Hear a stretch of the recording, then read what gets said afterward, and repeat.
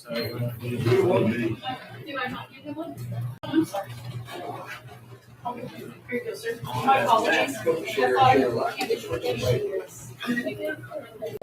it's all good. Yeah.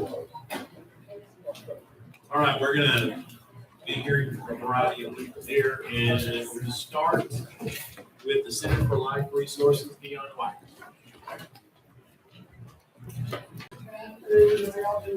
Good, how are you, sir? Please, talk to us. I've got some handouts, I think I should have them.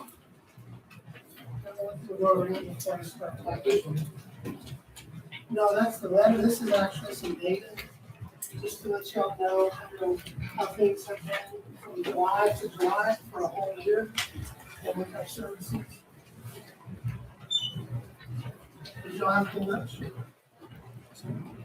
I gotta make sure to keep it in the information. Yes, you don't want us not to off here. So we don't, needs to be very dynamic. You do. I'll do my best. You know, my voice is so soft spoken, and every time I go through the process, they always say, ma'am. Every single time. I know, my grandkids think it's the funniest thing in the world.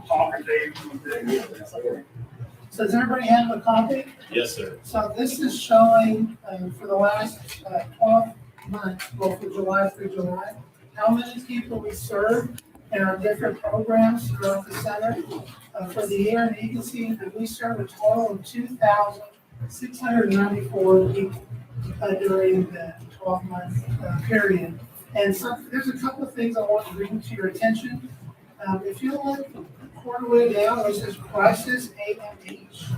That's crisis adult mental health services. Those are folks who are suicidal, maybe they're homicidal, they're endangered themselves for others. There's something really important that we need to send our crisis response team. So we have a crisis response team that gets alerted, and we go out with our adult mental health deputy, and we have our psychiatrists on call, etc. So we'll go to wherever they're at. It might be in their home, might be in a store, it might be at the police office, police or the emergency room.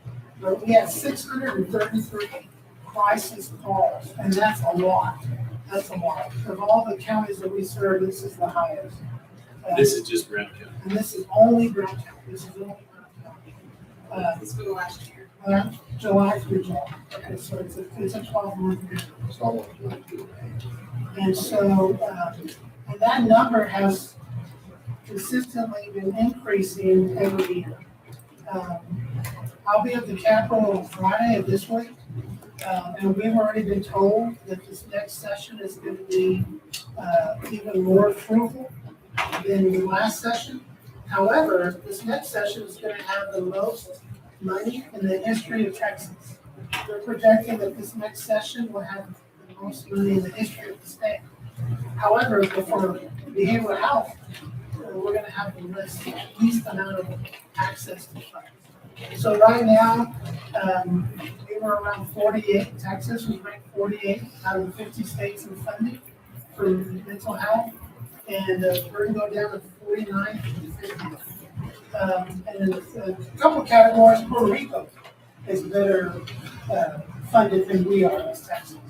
And so that's why I'm at the Capitol on, that's why Representative Darby, I talk to him like constantly, and Spiller, because it shouldn't take shootings, because it seems like whenever there's a massive shooting, then all of a sudden there's a lot of attention to mental health, and that's reactive, and we need to be more proactive. I also want to mention that Texas, the economy, the GDP, Texas is larger than Italy, Spain, Russia, and a couple other countries. So Texas is just the state alone is larger than some of the countries. However, as far as the economy, but the funding is not very well right now. So that's why the money that you all provide is so important. On the very bottom, you can see that the funding is at $42,785. The cost for us to provide services just for Brown County is around $13 million, right around there, because we have to have psychiatrists and OT and PT and speech and all those folks. So whenever you look at the number served, divided by the money that we're very thankfully that we're getting, it's about $15.88 per person. That's just to show you, but every dollar that we receive from local tax means is managed. So I can turn that dollar into $1.60 or maybe even more than that. So that's why it's so very, very important. And I'm also very concerned with the amount of suicide attempts and suicide. As a matter of fact, this morning, I came here early by accident. I got here at 10:30. It's wrong on my calendar. And as soon as I got back, it was still happening. We're dealing with an adolescent. And there's been a lot of adolescent folks in the whole area. It's just been terrible. That's what we had on the youth summit a couple of weeks ago. And so though there's a continuous increase in need for services. And just like everyone else behind me, you're having a hard time hiring folks because I got to compete with McDonald's and new businesses that come in.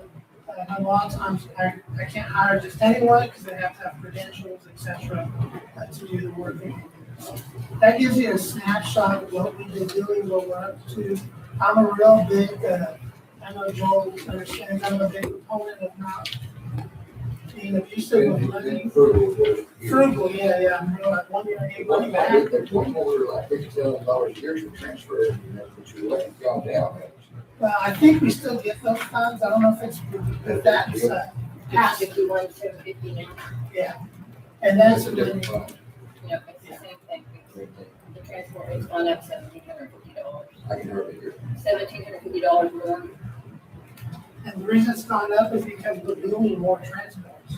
And that's something we do. We work out with vans. So we take care, we hire the folks to transport to the different places. What's happening now is we might travel to El Paso. And then because there's no beds, there's literally no beds to send folks who have psychiatric issues. And so I have beds allocated to me at Ash, Austin State Hospital, but I haven't used those beds. I've been here since 2010. And I haven't used, I think one time we were able to get a bed because they're always full. And so that's cheaper than a public hospital, like the one in Oceans, for example, or Rivercrest. And so I have to pay more money per day to have someone stay there than I would at Ash. And we don't have the funds from the state. We don't have enough money, but I'm real big on working to do what we have to do for our local folks to get them the care that they need. And so it's just a continue. That's why I'm in Austin. It's just a battle. It's just a constant battle because the people in Austin don't know what's going on around them. I don't even know if they care, to be honest with you. And so we're just going to have to work hard. And I've learned over the years, you can't be the nice guy walking down them walls. You have to be the squeaking wheels and kind of be, so like, hey, you don't work for us. Just so you know, I need you out here. It's like I'm just, you guys have any questions? Concerns? What is the actual total? It's more than that. 51,750 for transport, and then they've got $5,385 for the MHMR center. And he's asking for, The same thing in those two lines. They're asking for a little more in the Center for Life Resources, but that is determined on what the tax office collects. that's what, It's determined on what the tax office collects, so we don't budget that. I forgot to bring down my paper sheets. On the line. Budget here, I forgot to bring down my. Shame on you. Would you like me to go get it? Would you like me to go get it? I have some, you want to, or you want? You forgot, okay, it wouldn't hurt for us to hit this one. How much interaction do you have with any of the jails? Oh, a lot. Okay. Like we have, here, you'll see it in here, we have someone who's stationed at the jail. It's for continuity. I know it's in this list here, we have a. Jail CFC? Yeah, so there's somebody who works with the jails. We work with all the sheriffs, actually, have 2 sheriffs on board. A lot of the judges, we work along. I told them the other day, we're like cousins. Well, I've said that to y'all many times, that everyone around here y'all are my cousin because we're all working for the same thing, which is now. Was that crisis intervention program where it was, did the 11, 44, 19, Yeah, we're trying to divert, that's our, our primary goal is to try, we even have a rescue program. So if they're not quite at the level where they need to go to the state hospital, or we have a facility that they can stay that's staffed. But because of the economy, sometimes we push it too much. And probably about 7 months ago, one of our staff walked around looking for someone, and he had a belt around his neck and he was trying to get on the fire escape. You know, folks are hurting right now. It's just like the economy is really bad. It's gotten a little bit better since COVID first hit. Their numbers like dramatically increased after COVID, and they really haven't came back down yet. Absolutely. Maybe an annoying question, but do you mind running down this list and just telling us what these are? It's a bunch of acronyms and I don't know what. Some of them I know and some of them I don't. I'll try and combine some. So AMH is adult mental health. Okay. So ACT is those 22 people, that's assertive community treatment. And so those are folks who are high risk. They're very, very high risk. They may be in and out of jail. They're frequent flyers between the both. They just have a lot of issues. So it's called the ACT team. They have their own special team, and they just focus on whoever's in there. We have a lot of adult mental health programs. We've got some grants that work closely with the judicial system. Jonathan's doing a lot of work with that, and so some of those numbers are up there as well. We have our deputy program. We also have it down further below, where we work really closely with deputy. We have 2 deputies right now, as a matter of fact, and we're still dealing with the loss of Greg, who was with us for many years. We have children's services, case management services, that's a CM. We have our counseling. We do have counseling services. We serve 123 folks in there, and there's different kinds of counseling that we provide. We also have our crisis team, which is the 633 I mentioned. We also have children's crisis services, which is 151, which that's high for Brown County. That's a lot of kids who are in crisis. And we have our ECI program, which is early childhood intervention. So those are for 1 to 3 new babies who aren't progressing the way that they should. They're not crawling, talking, etc. So we have OT, PT, speech, etc. If they have Down syndrome, they're in that program. One thing I want to Pediatricians refer that often from their offices. yes, we have a law doctor referrals. Our home and community-based services is HCS. That's a home, an actual house where we have staff and they live there. And we provide services there. We also have IDD crisis. Folks that have like Down syndrome, or autistic, or autism and spectrum, and they're in crisis. We have another crisis team just for them as well. We have our intake. The PASSAR program is in the nursing homes. So those are folks that we go into the nursing homes here in Brown County and provide services, because we do have folks who, because everybody ages, and then they end up in nursing homes, but we still are right there, we're still swimming. Service coordination, which is just case management. We have our intake programs, we have the jail program I mentioned to earlier. We have our JCI, the Janie Clemens Industries, the soccer fields. That's a day program where they work. We have contracts with Department of Transportation. We clean parks, we pick up litter, we do document destruction. We have contracts also with local businesses, taking care of things there. Oh, and the big thing that we do there is we have a contract with the state where the jails send us clothes, undergarments, and we buy them, and then we put the jail number of the acronym on the, and then we send it back to the jail. So, and that's a big contract. It's called Walmart, not the prices, but it's called Walmart. And so we've been doing that for a while. We have our clinics, and I'm very happy to say we have a new location for a clinic, which is right down in the hospital district, which is more normal. Instead of going into that building, now we have a clinic here. The Intermediate Mental Health Deputy Program, which has been, we served 304 people there, meeting all our benchmarks. Psych rehab services, which is basically case management, helping them try and do that. We have a respite program mentioned earlier, skills adult mental health, skills children's mental health services. Takumi is if they have substance abuse and mental illness. And so we have to treat both conditions, and then that's what that program is for. And Texas Home Living is just a small program. We only have one person in that program right now, which is in-home training. That's really quick.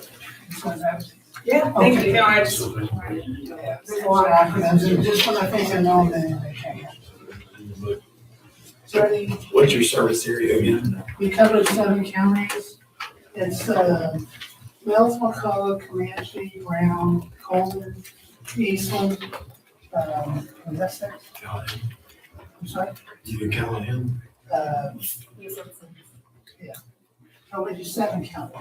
Yeah. Because for ECL, we cover 13 counties. And that's why I get confused, because we do 13 counties. So we have an office in Kerrville for ECI.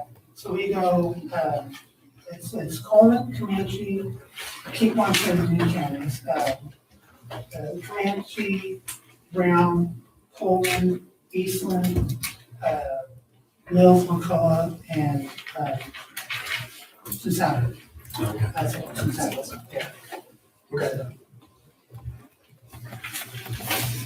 Any other questions? I do appreciate y'all, really. I know you guys, the hard work is hard, you got all these people looking at you and all. How do you determine who's on your board? It's the county commissioners. The county commissioners are the one who determine the board members. For city, we have one member who's from the city of Brownwood, and then also, So the acting judge would be the chairman of the board? y'all will be the one who actually picks. It doesn't have to be someone on, it could be, but it doesn't have to be a member of the county. We have, the county attorney serves for Brady. We have, Secretary of First Baptist Church. We have someone who's over nursing home for another county. It's just kind So the of, court appoints? yes, the court appoints the Brown County. So And there's 2, there's What's the actually, length of the term? Yeah, we don't have term limits, but it's renewed every 2 years. But it comes back to y'all. so when, It's coming up in August. okay, So in August is so when, this is August. This month. yeah, well, I think it ends in August, so next month is when it will come back to you. So we need to appoint a new chairman of the board? Well, it'll be a new board member, but the board actually picks the chairman. Yeah,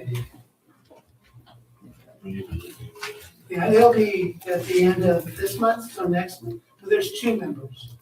There's Shane Britton, and then there's also Dr. Smith, Dr. David Smith, and he's been on board before I got here.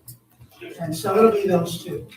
And we have 5 new board members right now. So it's been real busy. How many total board members do you have? We have 9 Okay. currently, but we have to add someone who has a veteran. So if you know anyone who's a veteran and wants to serve on our board, let me know, because I need and there's no appointment with that position. But Okay. they have the voting rights, et cetera, so they're just like a restaurant. We're gonna be going up to 10 once Okay. we get that position. You might get that through the VSO. You know, if you know of any vets who would be willing to volunteer their time to serve, because it's very, very important what we do. It's just so super important. I serve a lot of vets. Yeah, yeah, we have a veterans program, that's one of the acronyms there. We serve, and we have a vet who works over that program, because the vets don't want to talk to someone who hasn't served. They need someone that can relate to what they've been through. Okay. Can you send me a little bit of information on what all's needed for that position? Yes, sir. Okay, all right, thanks. Justin, so I'm looking on, No, go ahead. on page, the next to the last page under other county services, there's, the Center for Life is blank. In the next one, in our budget. 6:30 instead of 6:55. Say that again. 6:30 instead of 6:55. Oh, in there. That's part of it. And then when we're fully staffed, we're about 210, Okay, 210. okay. We're not now. All right. Justin, you said the other element, the one that would be down in, I guess it's 655, that's set based on collections, is that what you said? It's not on our budget, it's set based on what the tax office collects. Okay. All right. We make quarterly payments to 3 different entities Okay, based on their revenues. okay. It is what it is. It is what it is. Fair enough. Okay. Thank you, Neil. All right, thanks, y'all. Appreciate it. Y'all have a good day. Right, same to you. All right, next up, we have Becky Isbell, Brownwood Public Library. I'm not Becky. My name is Mike Rogers, and I'm the president of the board of the library. And Becky is the director, and she's going to answer all the technical questions. And but I thought I'd like to share just a few minutes. Came to Brownwood in 2016, the CFO of Howard Payne University. I'm retired for a year and a half. And the reason I'm involved with the Brownwood Library is because I've been in education since the early 90s. I've been principal, teacher, coach, and just about CFO, obviously. And I see the library as a essential component in any community, especially in Montgomery County, where we offer services that, and I see our job as coming alongside the schools and parents and the community in providing services which people can't get anywhere else. So, for example, our summer children's programs, the library is hopping. If you've ever driven past there on a summer morning, there's cars in the parking lot and there's kids all over the place. And the studies have shown that kids who are exposed to books, whether it's in the home or outside the home, do better in school, they do better in their careers and in life. And so that's really why I'm involved with the Brownwood Community Library. We've seen a lot of growth. I've been on the board, about a year and a half. And we've seen a lot of growth in the services that we offer, not only to children, but to adults within the community. And so when I became president, I thought, well, our facilities are not really handling all the growth. And so we put together a committee and we were working on a master plan. And that master plan will be made public this fall, we hope. And but the idea is that libraries are different. So I grew up with a book in one hand and a baseball bat in the other hand. And I can't tell you how many hours I spent in libraries. And libraries are a lot different now than they used to be.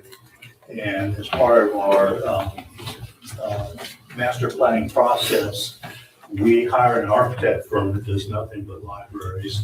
And we visited about 5 or 6 libraries within North Texas.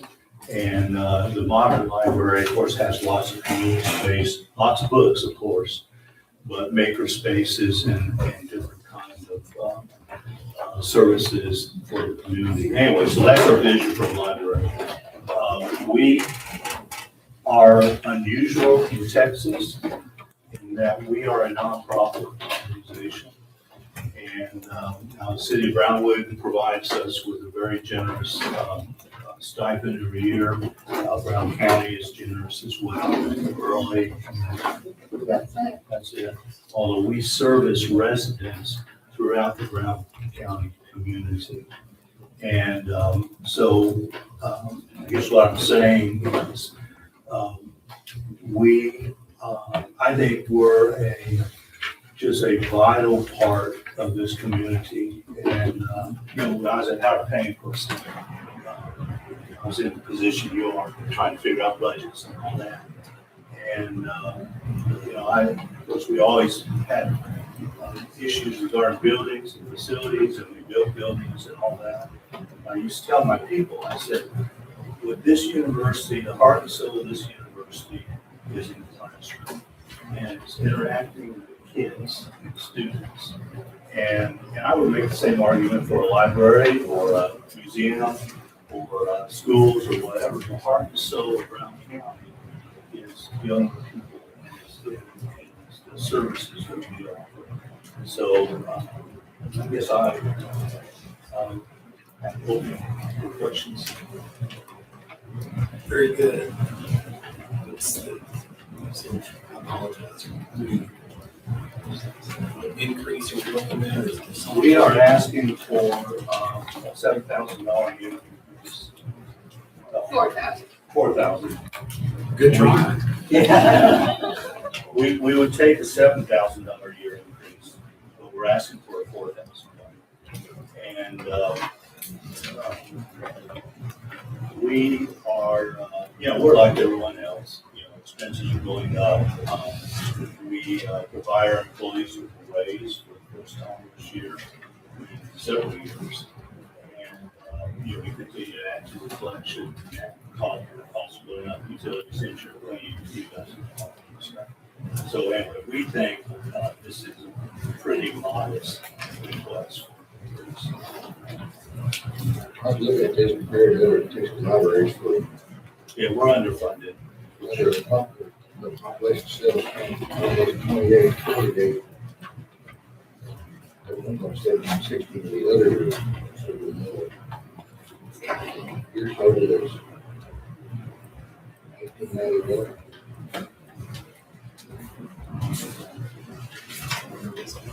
So libraries compare themselves based on per capita, and being a nonprofit library, funding from resources, we're just weird. But I'm not exactly sure what you're looking at, but we calculated what does the county contribute based on the county population and the city population. So that's the per capita that I believe you're looking at. So it's 93 cents. Yes, that's what the county's contributing. Okay. So the combined, all the counties, is like 17, 16. Okay. We're 1891, which is in there, but bigger counties, like 62,000, they're like 20. These are the ones somebody ran out of the random city. We don't can use more money. That's always the case. But so what we're asking for is an increase per capita to $2 for it. Yes, sir. Okay.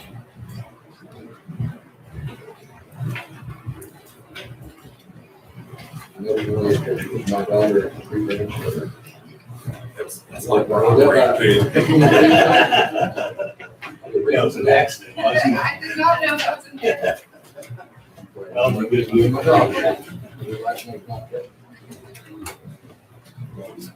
Actually looking for my grandmother. The States Day. I States Day is a know big they went day. to the story, the day they read the story. Story time?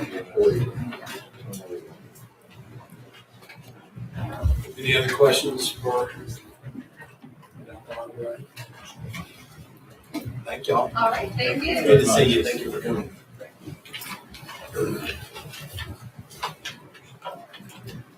All right. Next on the list is Lisa Stevens with Good Samaritan.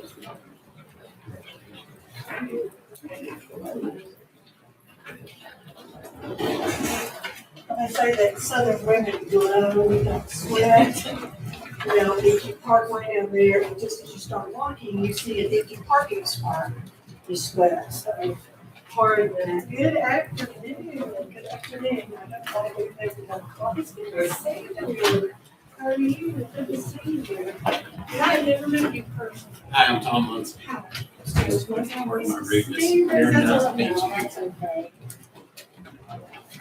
Let me see. All right. I think I already gave her to the auditor's office. Well, thank you so much. I'm here for Good Samaritan Ministries. And I believe this is the 10th time that I've had the opportunity to do this. And I'm much better prepared than I was the very first time, because I have a better understanding of how your organization works and how ours works as well. We are also today at Good Samaritan wanting to passing of David Carroll, who was a commissioner on this commissioner's court, and according to my records, was the one that began the process of getting Good Samaritan to be able to partner with the county for financial aid. And so he was a friend to us as well as to many in the county. So I have quite a little packet for you. I want to first of all remind you that we help people besides with food. We help them with financial aid such as rent, utilities, birth certificates, and IDs. And these monies are never given to the client. They are paid directly to the provider or to the vendor. So first of all, I'd ask you to turn over and find our balance sheet. I want you to notice that when you look at our balance sheet, this was from the end of 2025, where it says assets, the line item that we use for this type of aid that we are seeking from Graham County is number 10700. It's called direct aid. And at the end of last year, you can see that we had a little over $7,000 in the account. Our budget is very healthy, but like the type of funding that y'all deal with, some of our funds are restricted. They are given, if it's given for food, we can only use it for food. If it's given for the Deer Project, we can only use it for the Deer Project. And that's when we look at our statement of assets, why there seem to be so many different accounts. I'd ask you now to go to the landscape pages. You will turn over to the back of the first page where it says expenses. Financial aid is the first item listed, adults and families. And we spent over $103,000 last year helping people with their rent, helping them pay their electric bills, helping them keep their water turned on. And then you can, if you would like, even turn these over further, and you can see a better breakdown of exactly which accounts those were used for. So that page I have to turn over.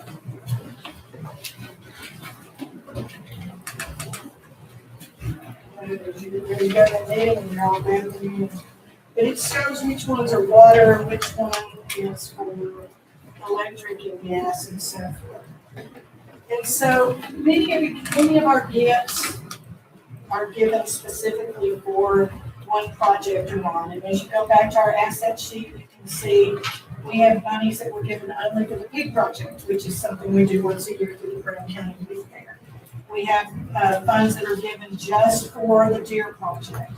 And so what I'm here today to ask you for again is funding for our financial aid program.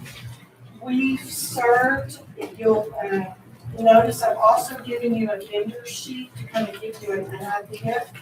Thank you to Heather Thomas. It's very lovely and color coded.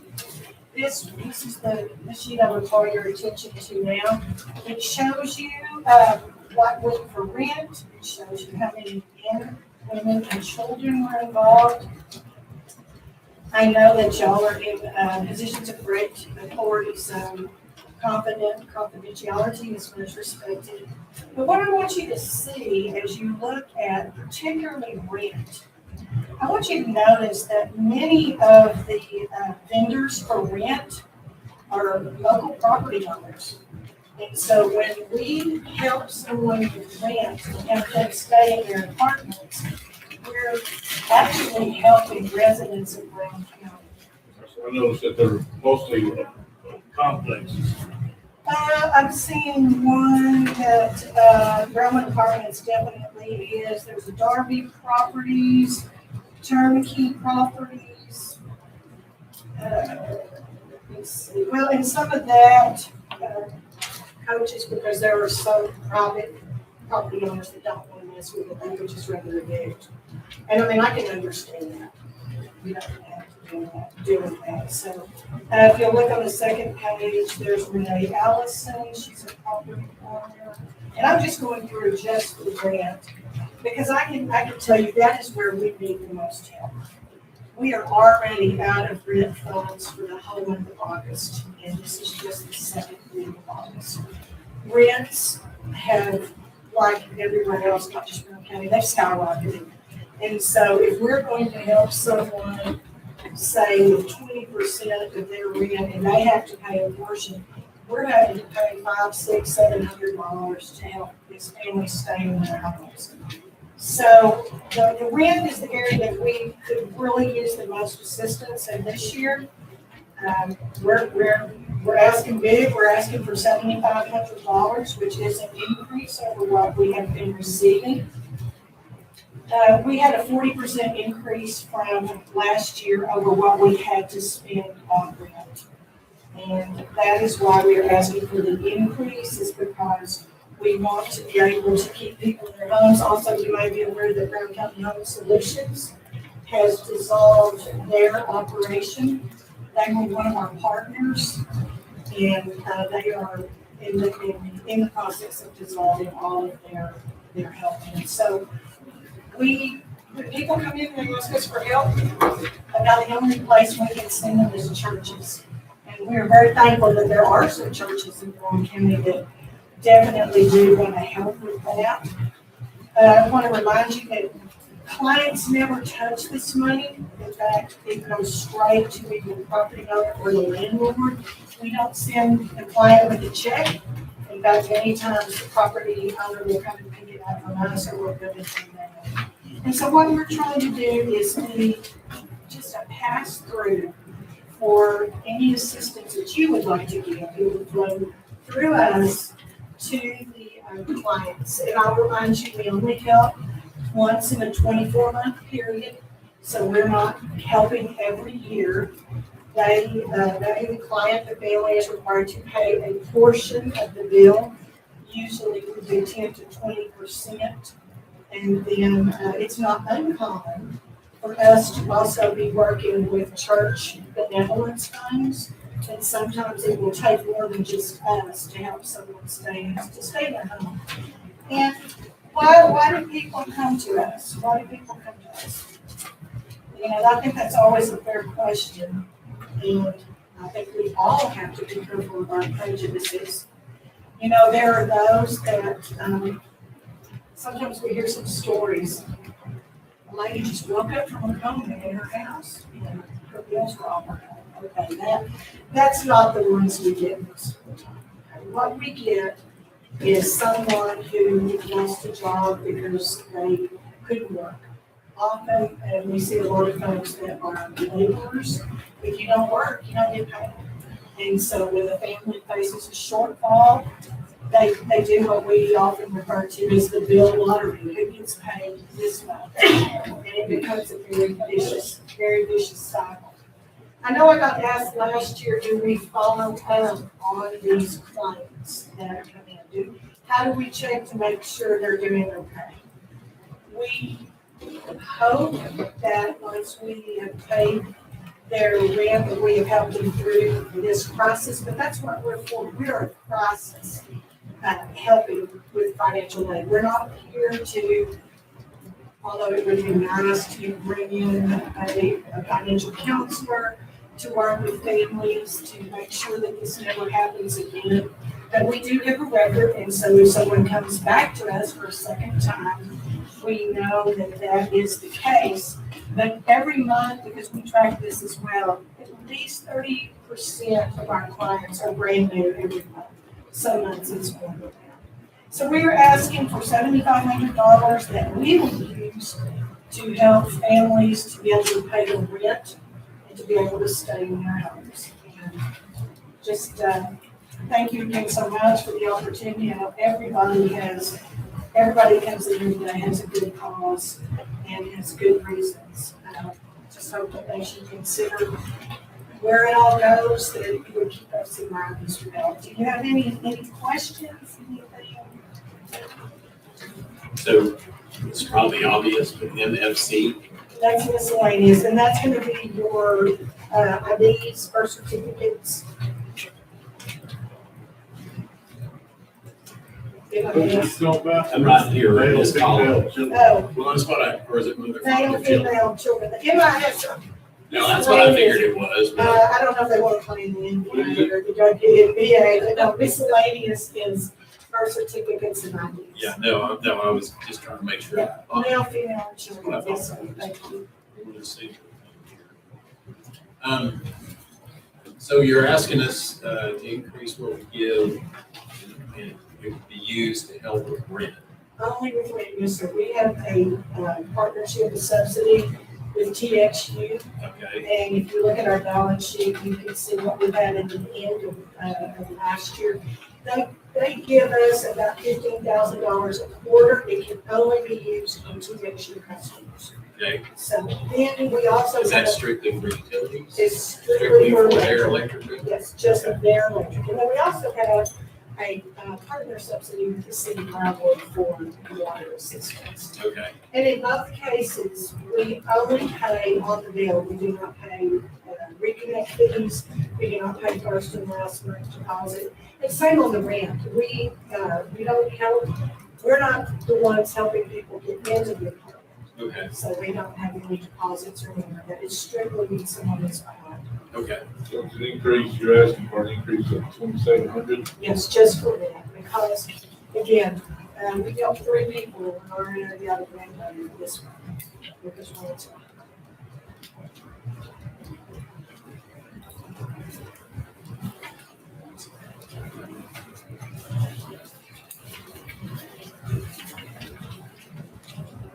So, a little labor this, but,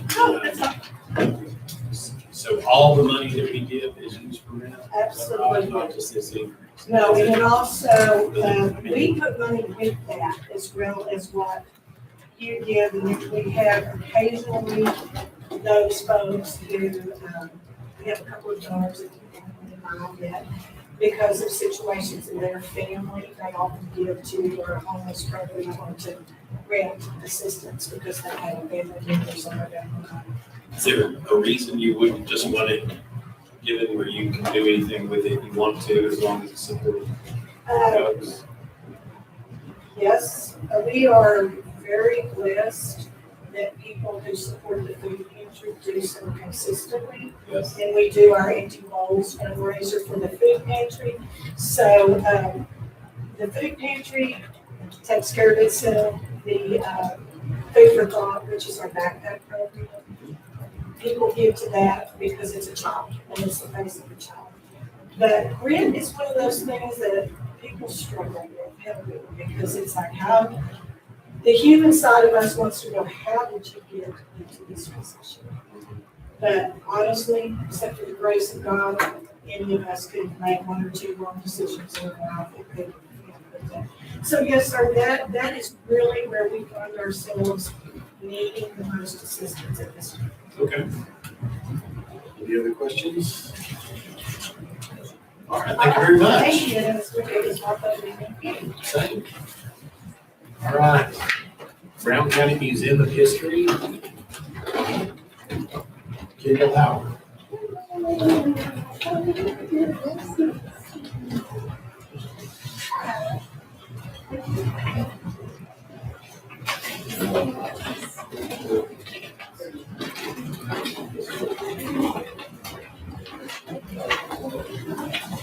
Thank you.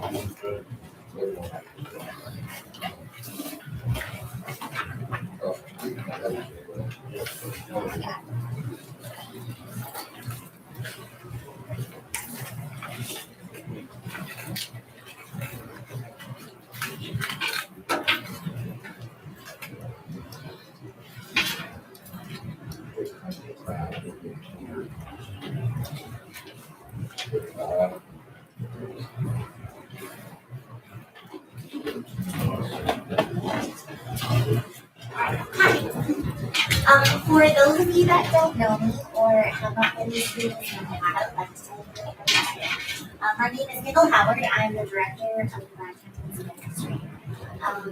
Our main mission of the museum is the care and preservation of our community's history. And as a museum, we are able to put that together and show our community's history to our visitors. And that people who are from Brown County It is people who are moving to Graham County, and people who are just visiting. And so what's really wonderful about the museum is that we're able to connect people with our history, our home, the different things that our citizens have been through, the things that was important to them. And I truly believe that seeing where you've been kind of helps us see where we're going, how far we've come, the different struggles that our community has had, and the different triumphs as well. And so that is what the museum's core kind of purpose is to be able to preserve the things that people bring to us, and then showcase that for the people who visit. We have a lot of individuals who are new from county, that's always really exciting. And they come to the museum, they bring other family, they bring other friends, but they are wanting to get to know what makes Brown County special. And that's one thing that the museum is able to do. We have the two different buildings. We have our main building with the faces on it, and that hosts our main gallery spaces. And that takes people through our history from our prehistoric scene to Native American frontier history. We have industrial history, and then we have a lot on Camp Bowie and World War II. But then we also have a historic jail across the street, where we're able to also showcase frontier history, forensics, prohibition and bootleggers. We're able to take people upstairs to actually see what that space looked like, and be able to tell that law enforcement side of our history as well, which is very unique and special. And it's Chickahee Castle, which people think is amazing, and they just want to know what it is. So we have those different buildings. We're able to put on programs that we have a focus on education and entertainment, and have those kind of STEM, critical thinking type of aspects to it. So any person that is coming through our museum, who's looking at our spaces, who's competing or participating in our programs and events, they're getting that hands-on experiences and education that sometimes, I'm going to say, snuck in as entertainment. So we're always wanting to have that education aspect. We want everything that we do to relate back to Brown County history. And again, for us to preserve it and for us to be able to share it. So we are asking for an increase. In the last few years, the county has awarded us $5,000. We are asking for an increase in that. We are listed as an independent museum, and that means that all of our funding comes from grants, from private donations, from subsidies that have been awarded to us.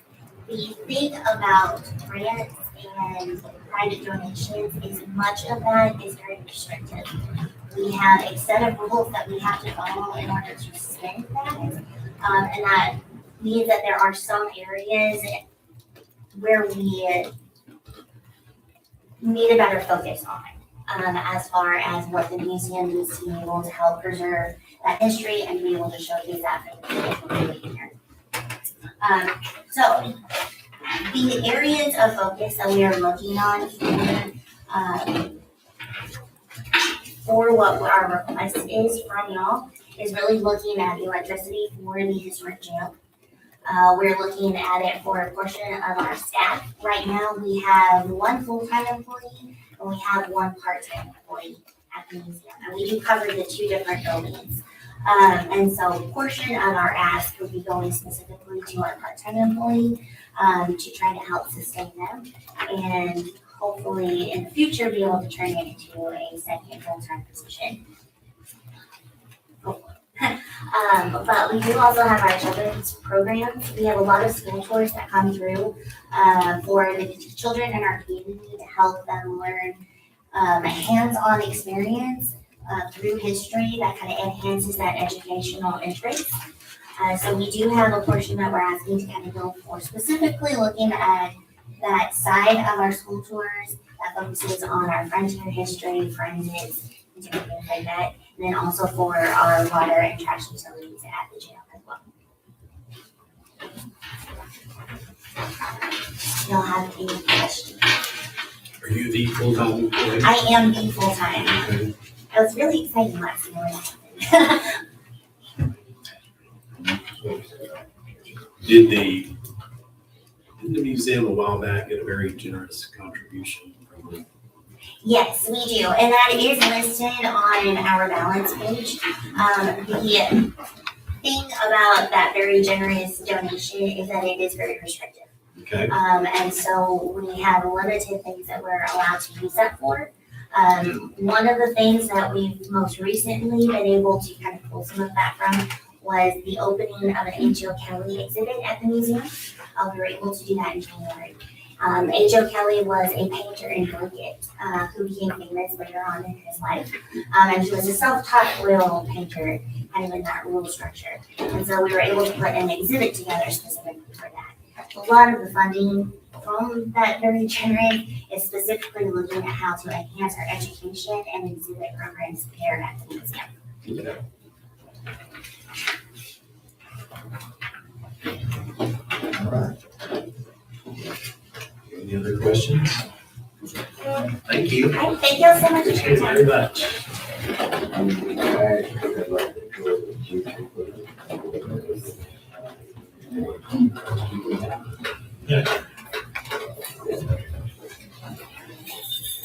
All right, the next one I showed is JP's. Up here, constables. I don't think. I'll go check the meeting and see what. She's gonna go check with. Okay. We also do jail with our maintenance money on jail, sometimes we don't do it. So is the structure our dollar? The building is ours, Okay. we insured that building, correct? The other building, Didn't they ask for a new roof last year? We did some work on it, I can't remember exactly what it was, I think we did some patchwork. yeah. The other building they're using is not our building, we insure the old jail, we don't insure the other building, do we? So they really have to manage our jail and run around with them, without responsible. Okay. But they do pay the electric bill and water. Anybody else here to make a presentation? You have to check on the JPs and Just us, the JPs. open it up to the crowd, no? Thank you for this, Josie. I saw You can stick in He's the. Oh, he's not on there. Yeah. here for the museum. Yeah, they have more than 25 over there. side.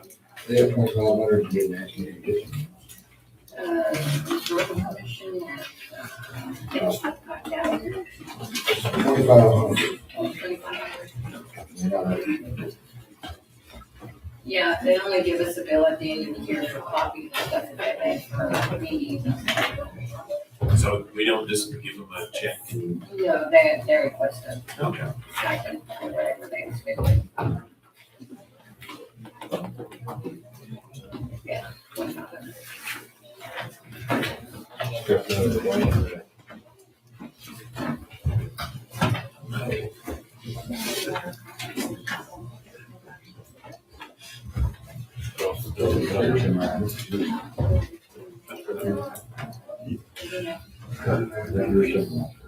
I don't care. Grab yours too.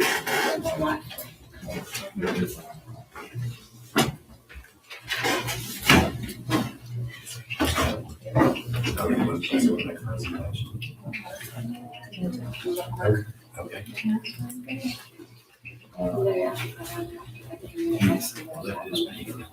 Just not looking at everybody or anybody. Yeah. I mean, we recommend you know the schedule, so. Well, I left mine upstairs and then I had to go get it. People forgetting their paperwork. I did too. Didn't I? And thank you for going ahead. Mr. Barnes, would you know, we'll come look at all these acronyms. Yeah, I've got to be this for you, Lauren. You probably know that's a bad thing. You don't need any more that you lay out for us to try to figure out. JP's or, one of them is on his way down, and then I should just have that it comes with them, just go ahead and follow us and trend. Okay, So they should be coming here shortly. okay. We're fine with that here. It's okay. Sure. It'd be okay if they didn't make a presentation. That's what I keep trying to tell everybody, but that's the one that comes in. So, Well, they're not important. everything is data I'm saying is not actually your question. You tell them. That's correct. It stays the same except for that increase in the tax office collection, but we don't control that. Okay, that's what's happening. I'm trying to take notes here now. Going fully on.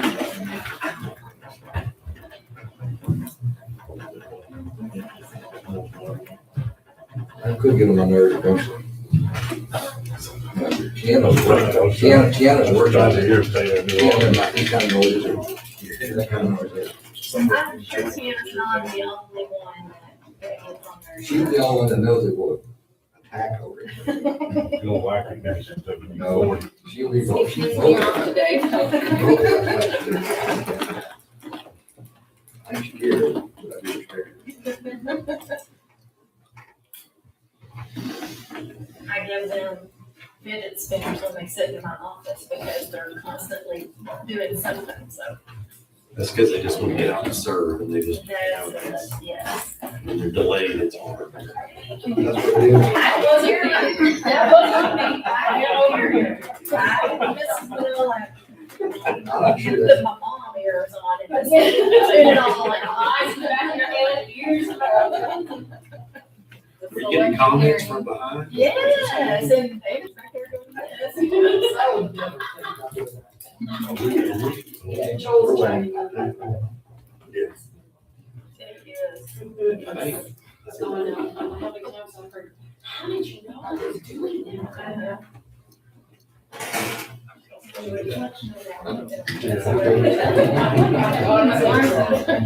You're watching, no matter where you go in the student, so just relax.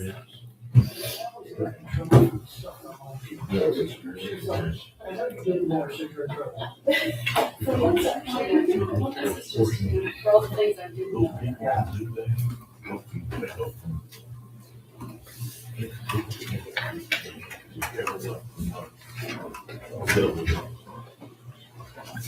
This church, and this church, and this church, 2 years.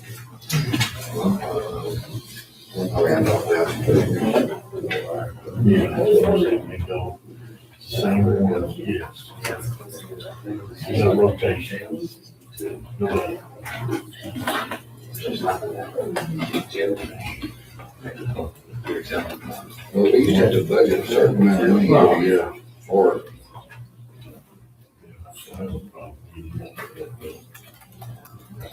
Like engine health programs like that. Didn't we used to have a number of those We're budgets? supposed to budget 8% of our GRT. What did I need? Budget. Good. I'm like, we're supposed to budget that much, And I think they have that money they can't. but we don't. Yeah.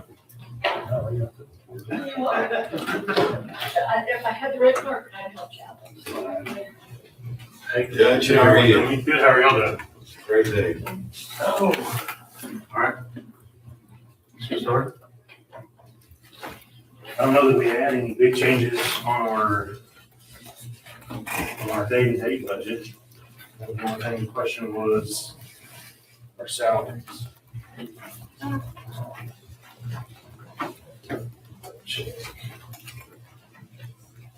Yeah, so from last year's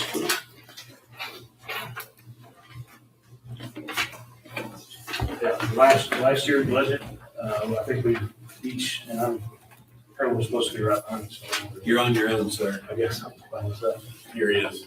What number is comp? I'm sorry. There'd be 451, I'm sorry. What? 451. Page 9. Let me get back up. Oh, there's the basket, look at it. That's not a question for you. You want to switch places? You've been doing a good job today. I don't think we have any changes. There's no changes on my sheet. Speaking for the other judges, I'm even off just a little bit. But we're keeping the same itemized budget from last year, which was the same as the year prior to that. It's not bad.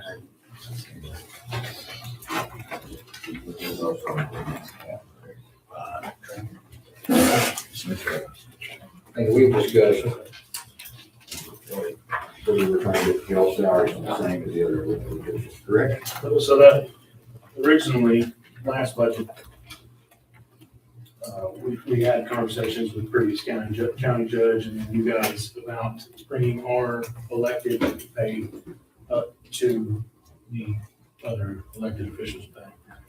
It was more or less agreed upon, and then I don't think it was all carried. Correct. That was our first issue. And that brings it to next resolution. And I say, I believe it's actually our intention last year, and I think it's still our intention this year to get there. Yes, it was our taking last year. I know, Some way from somehow didn't get there. right, and I know there's some changes with all countywide employees. All of us judges are on the same page, correct me if I'm wrong, that if that was the intention, or still is the intention, if there is any way that we could potentially push ours and allow that raise to go to the girls in our office, keep us at the same where we're at. Because I think our biggest push is on girls. Once their raise go to the girls in the office, we still would create a problem. They're gonna want to leave. Start paying. But that's when I sent in our budgets, that there was discrepancy in some starting pays for other offices. And that's the problem we've had with the girls in our office, is that they are starting out substantially lower than other offices. Particular one in our office is very low. For equivalent. We got to disconnect it. Which position? The coordinator? So, let me say it like this. There was years before I started, there was a issue with the coordinator's pay, and that it was told by the commissioner that was not here anymore, that it was a discrepancy in their job title. Okay, so when they received their pay raise that they were given that year, it was because they got the new job title of court clerk. So they never received the pay raise. So I know it's confusing, and this is all kind of last minute for me too. In particular, same court clerk or clerk admin, court admin, whatever the title may be, starting pay higher than what these girls have been getting paid that have been here for 6+ years. That's where our, not frustration, but that's where our curiosity is at. How do we get the girls in our office paid better to stay in a competitive hiring field as one of those ladies, like we, on top of with healthcare issues that I think we've all kind of heard and seen come out here recently. Not only are we not expecting a pay raise, we're losing money. I think what we got to do, I'll throw you in this mix. We're trying to create what the person's are, what their actual title is, and they'll for some base pay, part of the pay should be lower. We're trying to figure out what it is. And it made sense to me. In my opinion, so commissioner, we're trying to figure that out, but that needs to be, they need to determine how we determine who has what title. See, that's where, job description comes in, it's vital. Because so many times people give titles just to get raises or anything. We don't have job descriptions for most of the offices. So I just have to go with what people tell me their titles is to let me show they are an admin assistant because they do X, Y, and Z versus this person's clerk because they only do X. So, job titles are so important in this role. So, Job descriptions. so where are we at in that phase? Currently in the process of working on that and the cost.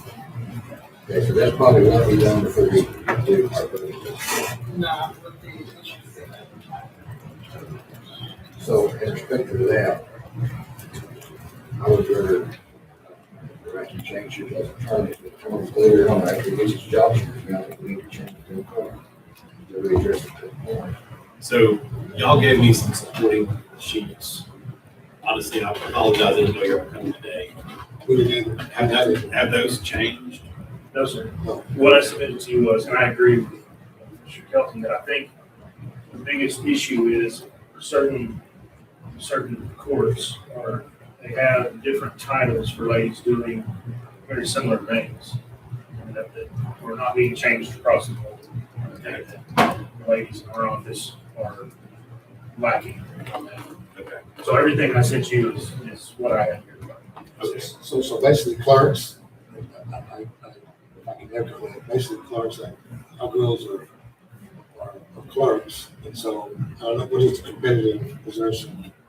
Is there competitive pay with other offices, or is that, I mean, we're just trying to make sense of that. Right. And I'm not saying that, by no means that our girls do more than anybody else, and they don't, but they are busy.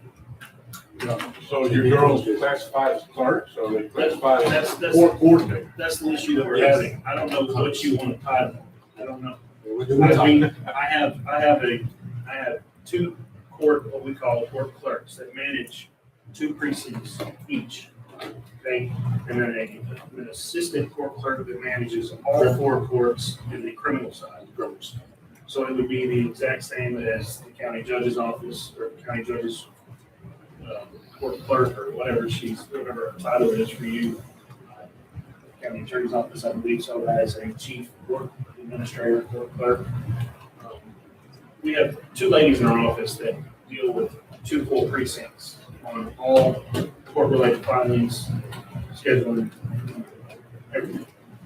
And that's the problem with, like, with Joel and I think David were working on different positions, like, y'all's office is JP's office, and y'all do something very different than the county clerk's office, or the county attorney's office, or the district clerk's office, or the taxes. It's not, so assigning job titles that are supposed to be applied across the board to all offices isn't gonna work, because I mean, I would say y'all's ladies they do clerk roles as well as coordinator roles, and it's kind of hybrid. Is that fair to say? I It's guess just I a was more different animal, comparing, and yeah, I so guess I was more comparing to the county court of law. And coordinators, in which the you district. do, and that's a good example, they don't do filings in the county court of law, but y'all do. And so I don't know, I get what Joel's saying, it'd be nice if it could be a little more streamlined, but everybody's office has such different roles that Job description for a clerk and her clerk and his clerk. are gonna be totally different. Ours Yeah, are- and theirs is gonna do similar roles to clerk as well as similar things to like a court coordinator, or Judge Smith, or Judge Lawson I do, and so it's just kind of I think that's where all the confusion started a couple of years ago. What was that, some kind of milestone that you put on there? It's gonna be- It's a different job, just different offices have different I'm not roles. going under, well, I am going under the budget. No, you're- We need to vote on that.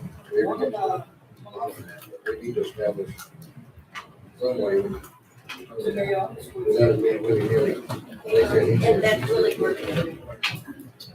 To be honest with you, what I've reached out to other counties and all, my hope is to get these job descriptions and the positions per office set. And then for not county-wide, but per position, have a starting pay per position. Because of what you're talking about is one size does not fit all, and that's where we're running into some of the issues. We only have a starting pay for clerks, administrative assistants, and court coordinators, I believe, as far as the courthouse goes. And then you run into issues like the JPs, where they're hybrid, so which one do they fall under? That's where the confusion comes from. All of that said and done. What we're asking as the judges, and again, I know it was talked about our last budget, and that it was supposed to be brought up to the elected officials' budget. With all of the changes in healthcare, we're okay with, if that's a problem that we need to fight later on down the road. If y'all have allocated a raise of some sort for us, if we could just blanket that as girls and this works. I don't, like, Well, I think full disclosure, I asked Josie to go ahead and plug in essentially what y'all requested.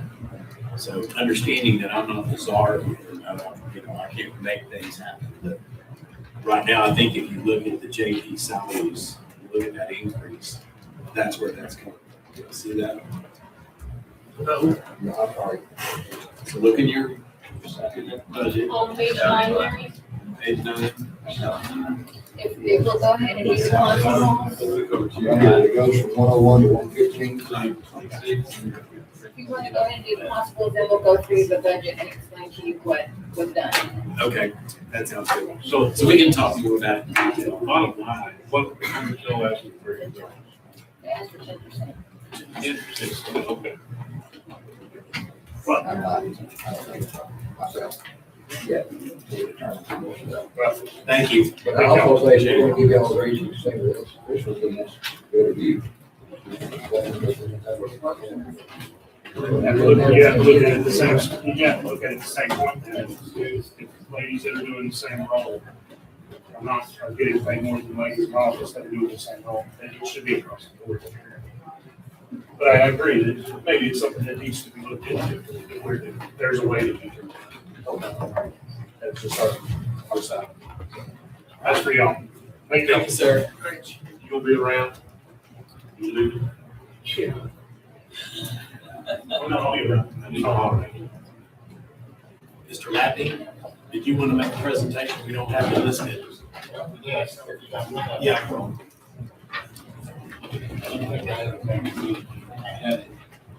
This is the start of deletion, that the historical position. We're just asking what we can tell you that current version. This has a value that we just get one person to take his historical position. We ask for some travel. We always try to create a budget for a historical marker every year. But now we haven't used much of our budget for this year. We're sending a request to spend $1,700 basically what's going to budget for repair a historical marker that's a Greenwood Cemetery. The big tree has and basically where it can be fixed. That's basically the same thing that we I think this is the current budget. We don't always, sometimes when we do historical markers, we find families or cemeteries or something we pay for already. One of our duties is to trade by historical markers that we think we're going to pay for. We actually got the rates to that. We have to do. That's just I think that's something we're going to actually even though it's out there, but some of the things use differently, that's just what we're asking. I think we have something into it this year, probably there, we're fixing that, speed of that, because we know that the start the marker on that Greenwood Cemetery got smashed to the weather. Cemeteries, they didn't have money to fix it, they really, a lot of the things is a starting condition, but they say, we got to pay repair it. Something else we want to clear. I've got a request on that thing. That's. I had you down to 2,500 this next year. Yeah, we're over at this one. Yes. I think it's the same thing. We're not always using it.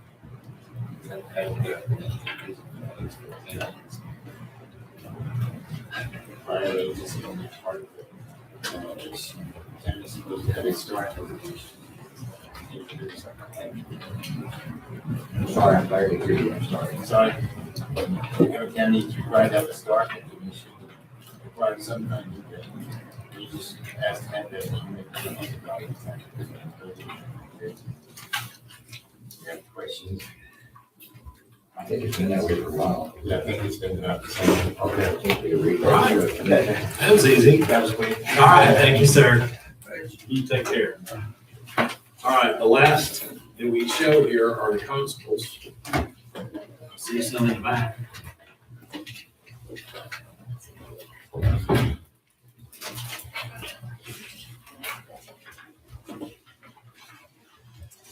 Good afternoon.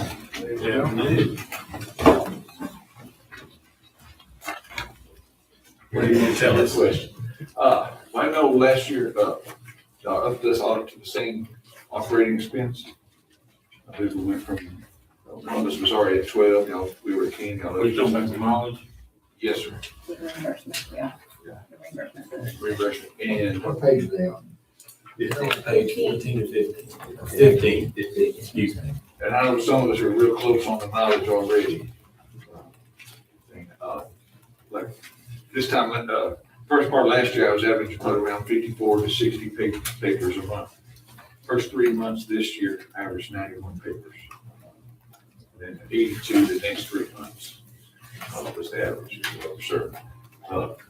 So Let me ask you, so your increase to 12 to 15, would that cover? yes, sir, I believe so. Yes, Everything sir. in fuel? Yes, sir.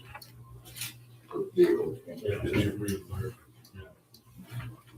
As far as all the papers that are running, all 4 precincts are running about the same number every month. You know, he was talking about the big increase over last year. Yeah, it's all 4 precincts. So educate me a little bit for your travel mileage reimbursement. Is it set amount each month or do you have 70 to? cents a month. Okay, 70 cents a mile. So that's why you're seeing yourself go over that $12,000 mark. Is Is your that the new number, 70? No, it's 72.5, but I just changed it on y'all's thing. Oh, Well, there you go. Look at That's all you it. did. Doing right. You want to reduce the workload. It went up a few months ago. 72.5? Yeah, it did go up, but that was it's a voluntary increase, so we usually do it in January whenever the IRS sends out the mandatory increase. okay. So yes, all 4 of them got increased to $15,000 this year versus $12,000. In the budget. All right. That's enjoyable work. Are you telling me? Yes. I'm telling you. That's good. We appreciate what y'all do very much. Appreciate you. Appreciate your help. Thank you. Any other questions? I'm sorry, I need to. No. Okay, we're good to go. Thank you. All right. Any changes in the fees this year that you know of, Roy? It changes in fees. Constable, sheriff's and constable fees? We just went up from last year.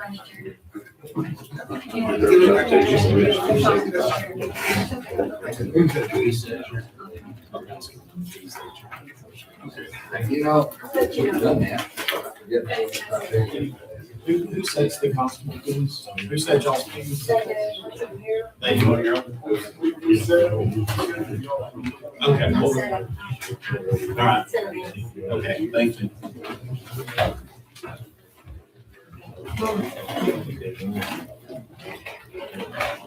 Okay, what I just gave y'all is a proposed tax rate for this year based on our no new revenues, our rollback revenues. So we went in the middle, which is the yellow highlighted one, the second yellow highlighted one. And it's right under the rollback rate. So we don't have to do voter approval on it. Based on that tax rate, we're gonna bring in $1.8 million more than we did last year. The budget is showing the SB 22 money moved out of general, moved into its own separate fund, all 3 funds. You'll go down and see the new lines that were added, which is the employee insurance reimbursement. And if you go through the pages, you'll see, Oh. sorry, on the one that I gave you the paper.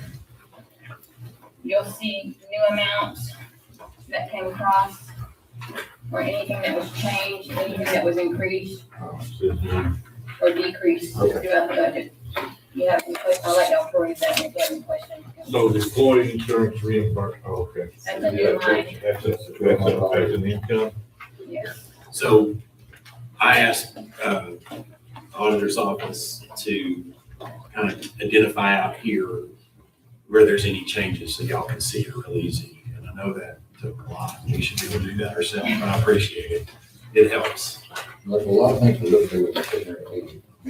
So This reflects a 5% across the board. No, not across the board, 5% for the main, the clerks, 3% for the sheriff's deputies and courthouse security, 5% for the jailers, the increase for the JPs to go up to the elected official salaries.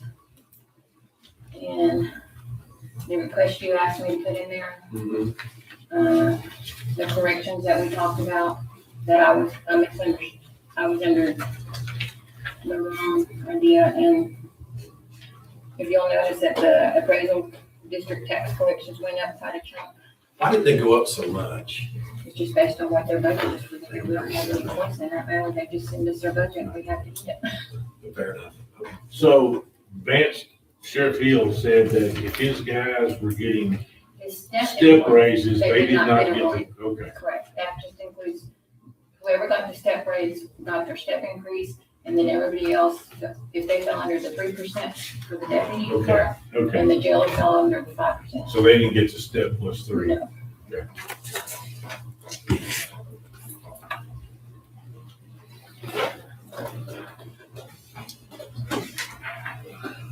So are these numbers, are these accurate and final numbers from appraisal?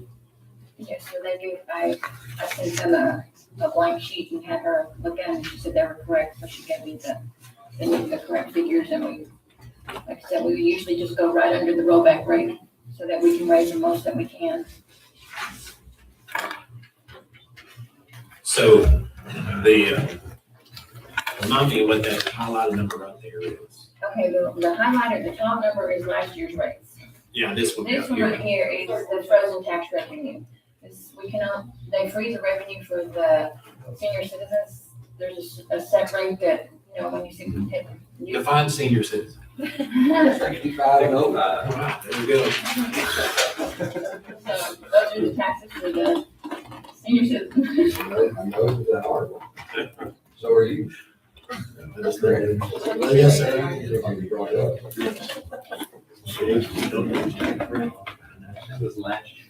So Okay, so, okay. would you mind just touching on that right there on what you have written on the very first page? The revenue, the total revenue coming in, less the expenditures that are on the budget. And we have $951,000 to the good right now. Which would go into contingency. It would go into correct? contingency, or you asked me about the software fees, and we still owe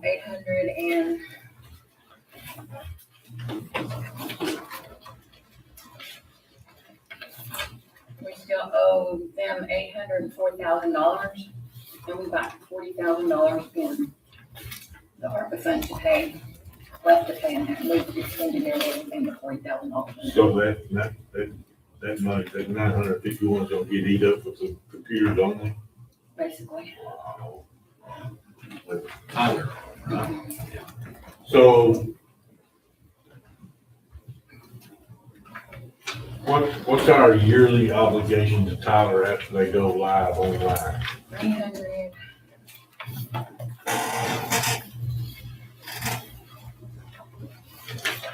And do 300 for the court system, 325 for the court system. The jury manager is 35,000. The ERP Pro, which is the financial, will be, I'm gonna say 38,000. And then records management is another 40,000. Sharon, are you on Tyler? No, but we're going to. Well, yeah, that's fine. We've already paid But them. not the record. Have we, But not the in vital, no. the land and vital statistics? No, So, not yet. We paid for their cloud stuff, You did. but we haven't paid for. Yeah, they made us go ahead and pay for that cloud stuff. Them to prepare. And I think they're gonna start doing that in January. My understanding. So our total obligation to Tyler is Well, what? another increase from 3 to 4. It's included in our, yeah, it's included in our IT Oh, it's budget included in that number? for the new year. The software fees for the new year are included in the IT budget, which is 410. That's the recurring fee. That's the recurring fee. So, we're agreeing that. It's 410.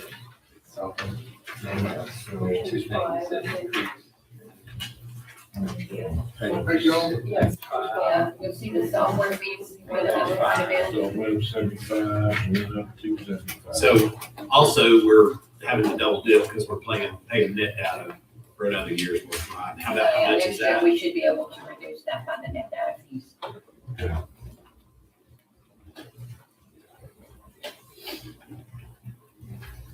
When we go live in November with records management, what we're doing now, they won't go ahead and cut off that data. Oh, no. We're paying the data fees for this year because we're not able to use them.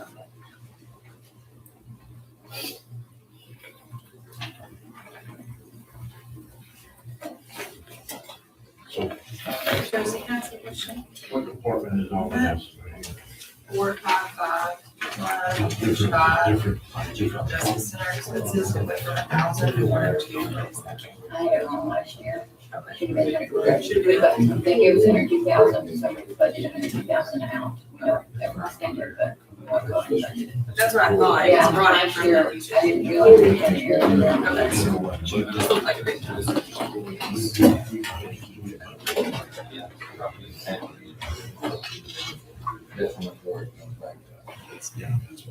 And we still don't know what our insurance obligation will be because we had to open the whole, right? That's Correct.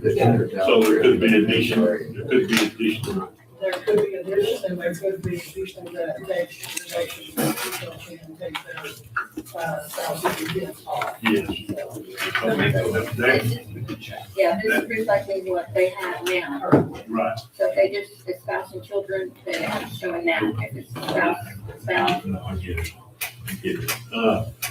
We won't know that number until after open. Open enrollment's gonna be last week of August, so we should have a better understanding first of September. Okay. So theoretically, you could look at that when we have a budget hearing. But I don't know, that's gonna be pretty high. Yeah, that'd be pretty quick. Yeah. I get it. 433-403, page 7. but it is not instant defense. Those figures were given to me by the judge. They Which changed them. judge? I'm sorry. Judge Smith, they dropped some figures in there to allot for the fact that we have to pay our juvenile board members out of general fund and their That's over here. liability insurance. That was over here. Yes, but they dropped some of their expenses and their other lines to account for it. It's like additional.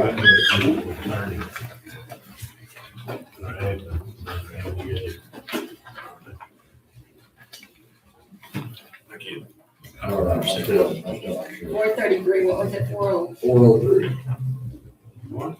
433-403, page 7. That's the first year we've been very- I'm not trying to 60 grand, up from 35. You got it increased by 25,000. Isn't that the? Because he said we were gonna have, he said that they were gonna go up because the DA's office has not had the staff to do all of the cases, and now that they're fully staffed, we'll be having a lot more court cases coming through. Therefore, the ended number of ending cases will go up. Okay, gotcha. What? I thought that was coming with SB 22 money. So this is just the appointment of More a criminal attorneys, representation. now that we have full staff, Right. district attorneys. Okay.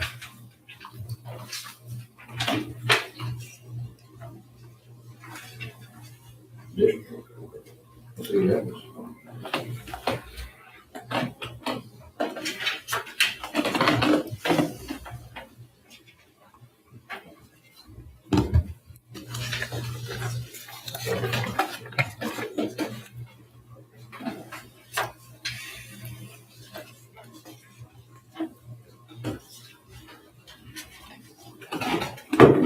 5% for the ones that we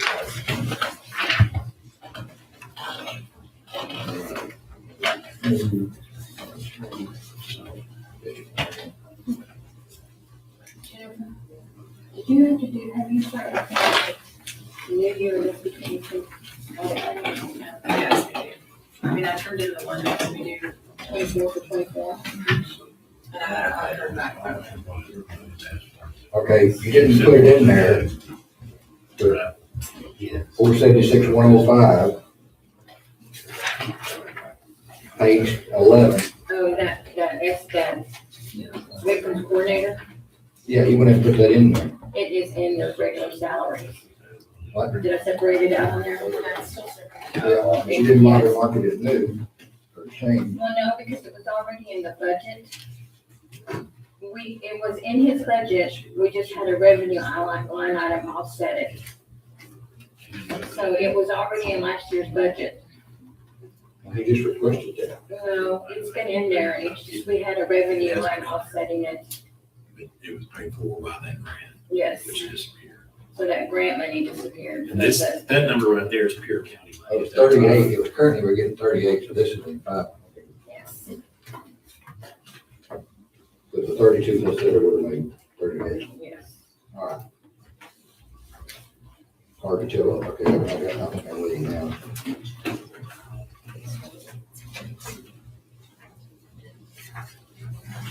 Professional services, He wanted 20,000 and we compromised to, went from 5 to 20. yeah, we compromised an additional 15,000 instead of the 5,000, 20,000 he asked for. It went 25. Yeah, he wanted 25,000. We gave him- This is You get what for, email you use it. Every time you use what they may have their own. I don't agree. we're talking here. You want us to change it, just let me know. I'm saying. We're- Amount. If they needed more during the year, I thought we could put it on as needed. Okay. Maybe this is how I feel, that's just me. So go back to the 5. Well. Okay.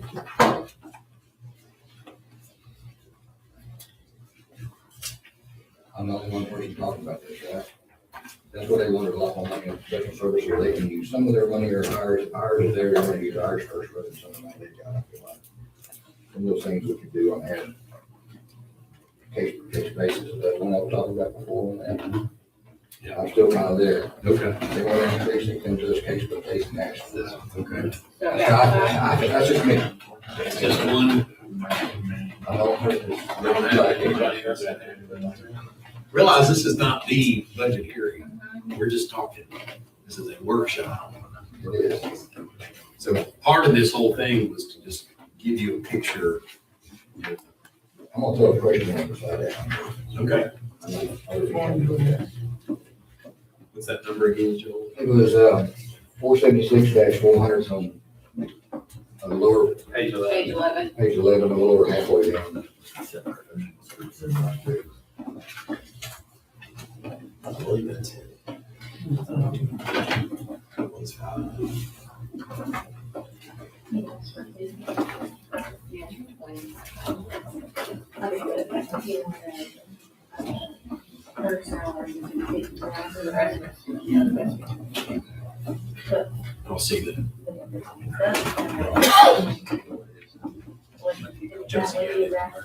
Funds for this. A little bit of a budget, utilities, maintenance, and this. All right, got you. I'm sorry. I'll be quiet. I'm fine, go ahead. Let me make sure I was on the bottom.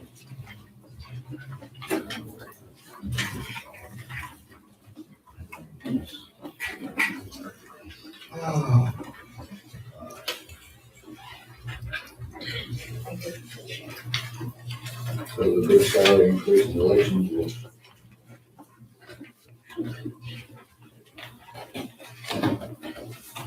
Believed. That's the salary.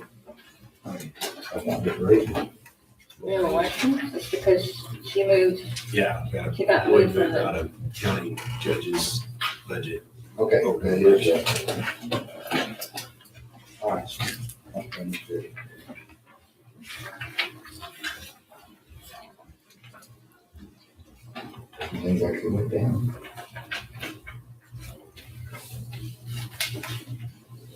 that election year versus off election year, right? Really expensive to do that. Yeah. Midterm will be, I mean, general, the presidential election will go up. Well, and also the elections, they'll have to run them, starting next year, they gotta run them, all through the entire period. All the way. Yeah, we don't have $45,000 expense like we did last year for ballots,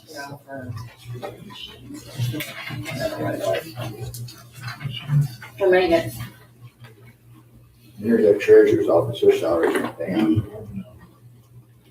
Lack of seniority. Me moving into the position I am and new hire. You don't get that guy, you're sure. It's just frugal management. That's probably what it is.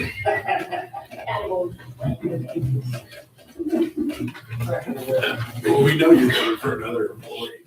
So, Josie, was the, DA is hiring in the budget?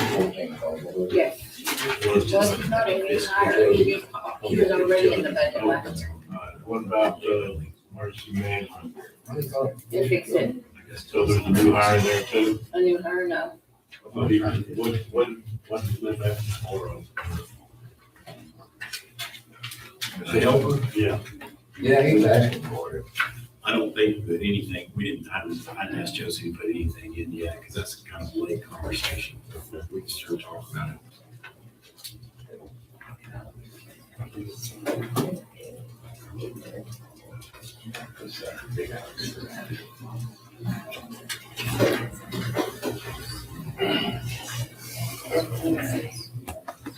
So I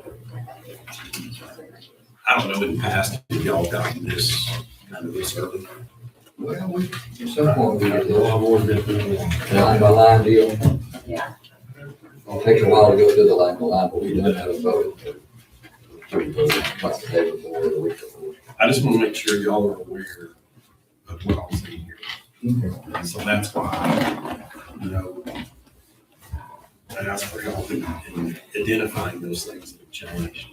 So, I guess, what you wrote down on the front page of this, what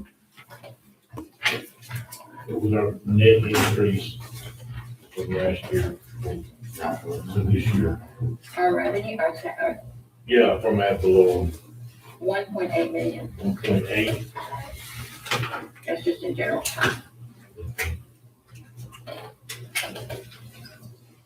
I do need to get a figure on the proposed, because Natalie's asking for that, for the appraisal district, she's asking for that ASAP. The tax rate, how can we do that if we don't know what our final budget Well, is? she's wanting to propose. Oh, so they can start playing around with that. All right. So maybe don't we have public tax rate right there in yellow? Yes. If you're okay with it, if not, then we can change it. No, this being. But we do have the JPs, I mean, the JPs are in here. I know they mentioned, okay, I saw it, okay, I did see that, sorry. None of the stuff we talked about today is in there. No, I mean, that's only $11,000, so If we, we can increase those amounts. and we.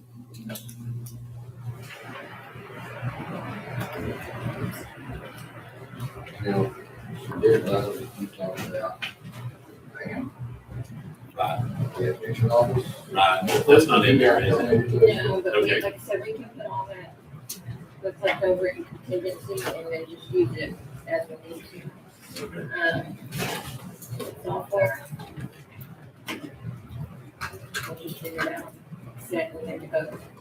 I mean, depending on what happens with the building over there and the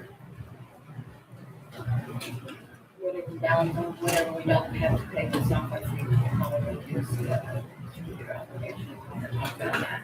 Larry, did they donate to that thing we had prior to this one?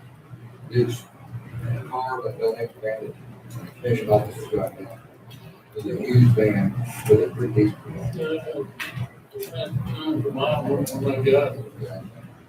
So they're asking for your van. Yes. We talked about a car for the juvenile probation, so that can be used to transport juveniles instead of their own person. I remember us going to purchasing a juvenile or a probation car, they had it before, I remember, I'm not saying it should. But they had their statement. They don't have anything for that. So what they're doing is they're moving juveniles in their own vehicles. There's no cameras in those cars. There's a lot of liability associated with that. Me personally, I think you have to get away from it.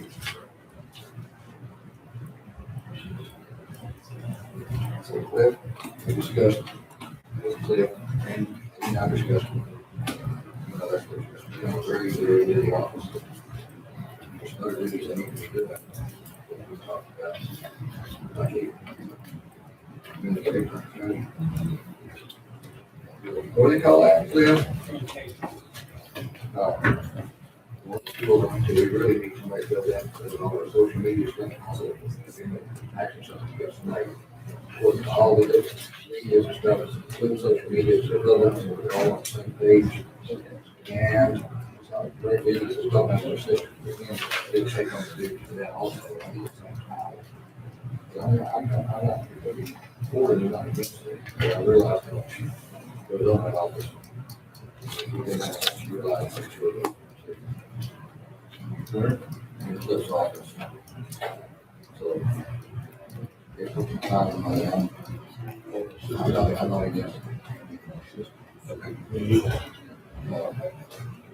I realize how much we have to work to be all over the how much half work on this. Especially with all the emphasis they got on emergency management. And once there's another new deal, you got to create a new come talk to us for that. So long-winded. Well, you don't need any, you've got remarks all the time. So there's, what's the deal we got prepared? It's new and nobody got it yet. You're referencing the state standards for the EOP? There's something you said that we got prepared, nobody got it. So Because that alone, what not? that alone is a big deal. So the new standards for the EOP, so they're moving. Okay. EOP. Emergency operations. Thank you.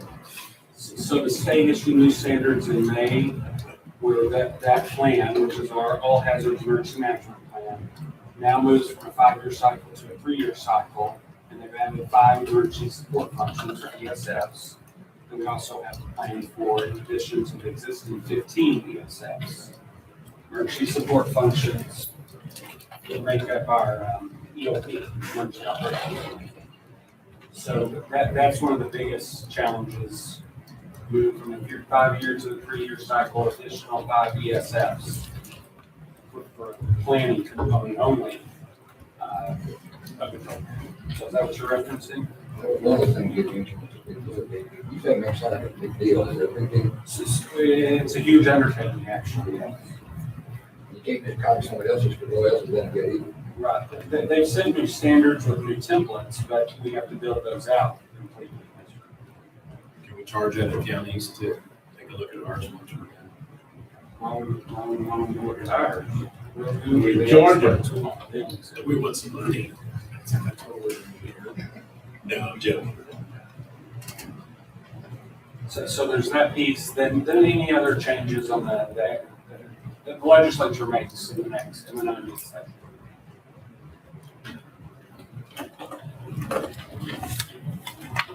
Learn how to kill it, track, see what they want. There's a lot of that. Some of it's goes with their mind, but there's still a lot of.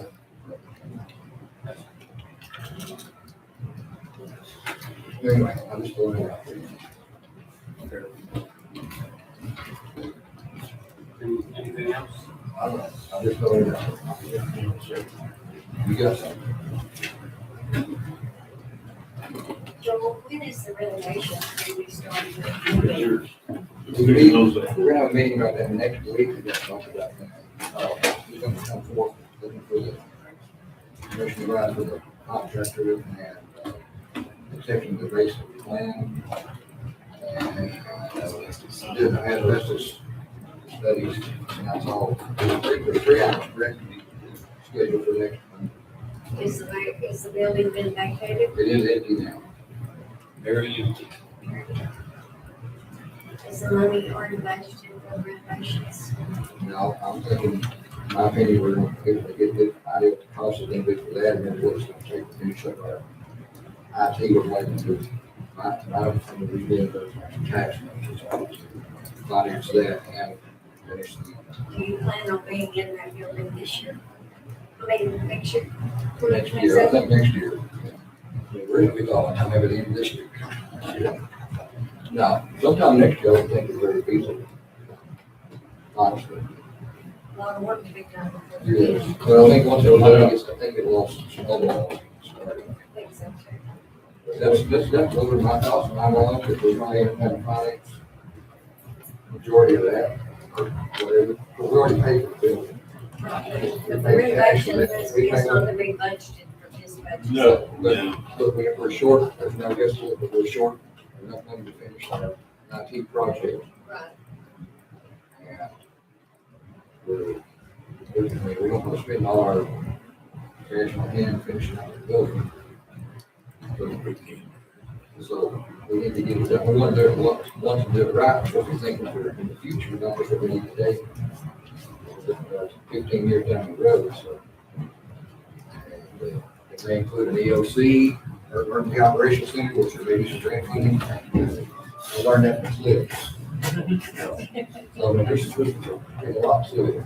Yeah, there is. So that's my thoughts. I'm just curious, I didn't know if it was gonna be budgeted for sure. It's not, obviously. We don't even have a target. As I recall, y'all correct me if I'm wrong, but kind of the schedule was about the end of the year is when we get is, here's what it's gonna cost, here's the plans. And so, we'll see. There may be some, well, we can't do that right now, or yes, let's go ahead and do this now, and just call and maybe we start getting some prices.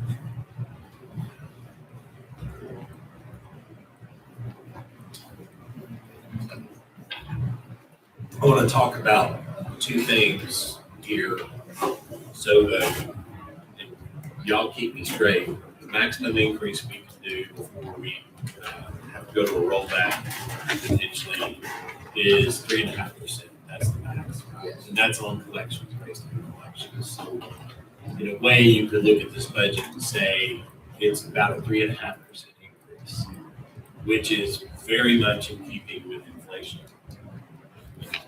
County's subject to inflationary costs, just like any other entity or business. In my mind, that's not unreasonable. The other thing we've talked about is, and understand none of this is set, obviously, because we're not to the budget hearing or any of that. We've worked with a 5% employee increase in pay generally, with the exceptions here and there. But when you look at what employees are paying across the board, and these are my calculations, so they're exactly right, but I took what we did with our health insurance, kind of plugged in the payroll cost and the retirement cost, and I know there's more, but take those big elements along with salary difference. When you look at that, and the 5% increase, what you're looking at is about 3.5% increase total payment to employees. So it's not, some people may look at that 5% that they're on the county, think, gee, that seems high. But when you look at the big picture, really, your employee, what you were paying for your employees is about 3.5% increase. So to me, that's also very reasonable. So that's, and again, nothing set in stone. So, but that's kind of where we are with that big picture. And then you have to give leverage out to the, y'all have to go ready with the 5% increase. Okay, all right. I have to give y'all letters. We also have to make a notice in the newspaper of what employees, what the change in elected official salaries increase. So what I'm hearing today is a 5% increase for most employees, what I've seen. I think it is. Um, That's just me. So this morning, we scheduled that meeting for September the 2nd.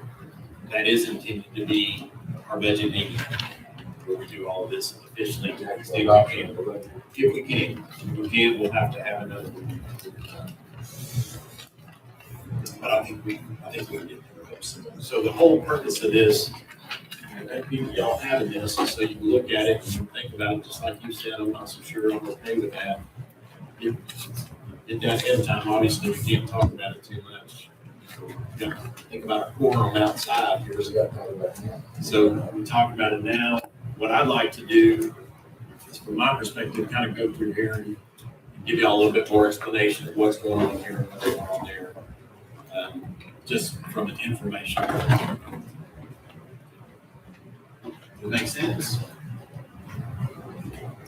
Mr. Hunter, it's good to see you. Look forward to having you join us. All right, anything else? Okay.